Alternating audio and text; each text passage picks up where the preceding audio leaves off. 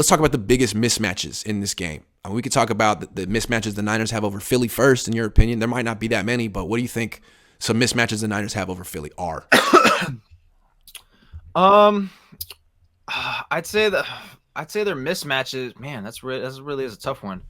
I'm trying to like really see where I can group it up. Um, shoot. Let's see. Offensively, defensively, that's gonna be. I'd say it'd be a mismatch.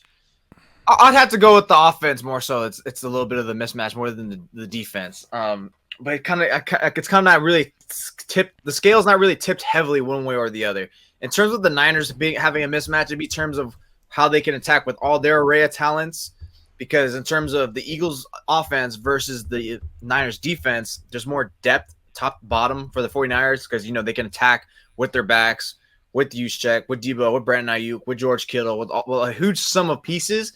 And that way they can try to hopefully figure out a way to isolate down the middle to really get rid of those linebackers. And I know, again, pass rush probably going to destroy some of the 49ers' offensive linemen.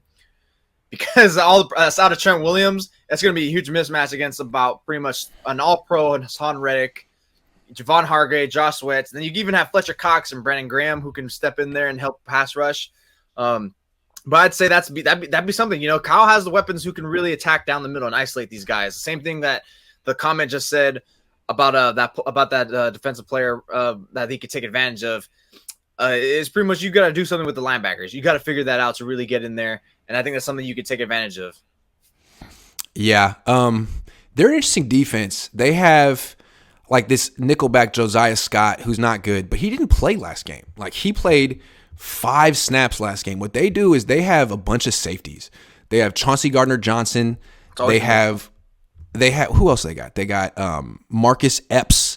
They got Reed Blankenship. And so what they can do is they can have their base defense. They'll have Chauncey Gardner-Johnson and Marcus Epps at safety, but then in nickel, they'll drop Chauncey Gardner-Johnson into the slot. So I don't necessarily know that he's really good. So, on passing downs, they could go Slay, Gardner-Johnson, and Bradbury across their defense. I don't know that the Niners have a matchup advantage necessarily over any of those guys. So this is a really tough matchup, man. This is going to come down to coaching game span, really. I think that's where the real match comes in. Is Kyle Shanahan against Jonathan Gannon? That's where really I just don't see how you pass on this team. The pass rush is crazy. The three corners can man up.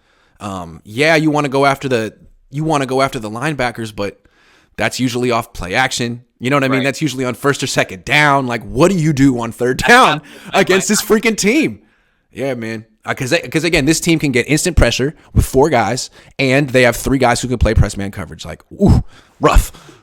You better stay ahead of you better avoid third down as much as damn possible. You should be thinking 2nd and 4, first down, 2nd and 3, first down. Ways that you could, I don't know how, but you got to do it. A lot of run and play action to keep them on their heels. Because third down, man, I don't know that you can. You better have some great schemes, some great blocking, or Brock Purdy just goes crazy and makes plays on his own. It could be. Yeah. I think it's it's got to be it's really after filtering it out. It's got to be the coaching that's going to be the mismatch here. It's just that's a good call. It's got to be Kyle. Versus Kyle has to. And I think that. Yeah, I think that's why this could be such a legendary game for Kyle, a resume game for him. If he wins this, I think a lot of people understand he was working for the first time in a long time. He won a game from a talent deficit. In this game, yeah, because definitely the Eagles have more. Not a big one. Not a big one. No. Not a big one. Not a big one. And I think especially the major reason why this is the Eagles get tipped the scale to me is mainly because of the quarterbacks. It's because of Jalen Hurts. You got one who's pretty much MVP caliber season versus the kid who is solid as hell. But I mean, come on, Jalen Hurts, Brock Purdy. But I think that's where it really tips the scale heavily in terms of what pushes that gap. But yeah, it's definitely and you're on the road, right? You're on the road. It's only the 3rd road game. So I think it's really gonna come down to the coaching because that's where the Niners have their biggest advantage is their coaching staff. All Kyle Shanahan, D'Amico Ryans against because not like Nick Sirianni does anything. He's over there just clapping hands, patting butts off the sideline. Okay, let's talk about the matchups that are not so favorable for the 49ers.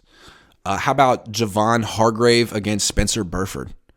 Hargrave's really good, and Spencer Burford, he's probably a little bit weaker than Mike McGlinchey. So anytime Hargrave wins that matchup, Purdy like has got to pretty much run away and throw the ball away. That's a tough one.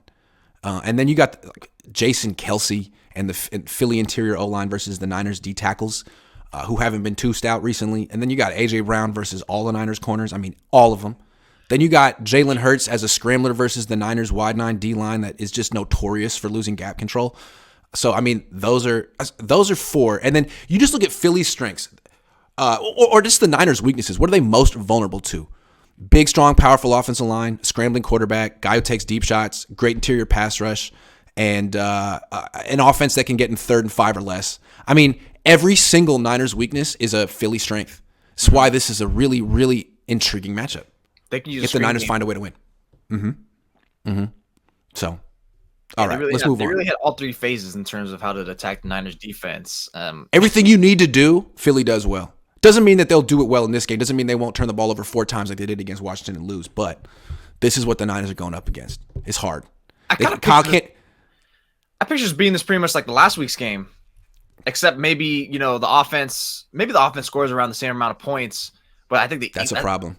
But yeah, I think it's gonna be like 19-21. But I think the Eagles are going to be 24-28 around there. Yeah, I think that's sort of maybe. And if that's so the thing is, like, Dak just lost the game. It could have been worse. That pick 6 at the end. Dak just came in and pooped the bed. I don't know that Jalen Hurts. I'm not counting on either quarterback to poop the bed. This is going to be a game that teams are going to have to struggle for and take. Because and the Jalen Hurts is significantly better than Dak, right? Is that pretty much clear? Yes, in every way. And again, Dak lost the game with turnovers. Jalen's not going to do that. Brock's not going to do that. This is going to be a game where the Niners have to go on the road against maybe a better team and be aggressive. Go for it on 4th down a couple of times. Take shots down the field. Like, do not play not to lose. You can't go in there and be like, you know what? We're going to score 20 and let our defense take us the rest of the way. No, absolutely not. The attitude here has to be they got to score 28. 28. That's the goal. Score 20, maybe 30. You got to go in there with that huge you got to go in there with that huge bully mentality into that game. Yeah. Even if you lose, at least you can say, like, dude, we went out there and we swung punches. We might have whiffed, they might have countered, but at least we did that versus, especially how they compared to last year against the Rams. Because I mean, like, the Niners, it's funny. The Niners I wrote yesterday, the Niners have their best chance to win the Super Bowl and their best team in any of their playoff runs, but they're also playing this best team in any NFC Championship game. They're better than the Packers 2019, right? I would say. Yeah. They're better than the Rams last year, and they're on the road. Yeah, I mean, this is going to be the challenges of all challenges right here. It's going to be the challenge of all challenges. It's going to be a lot of fun.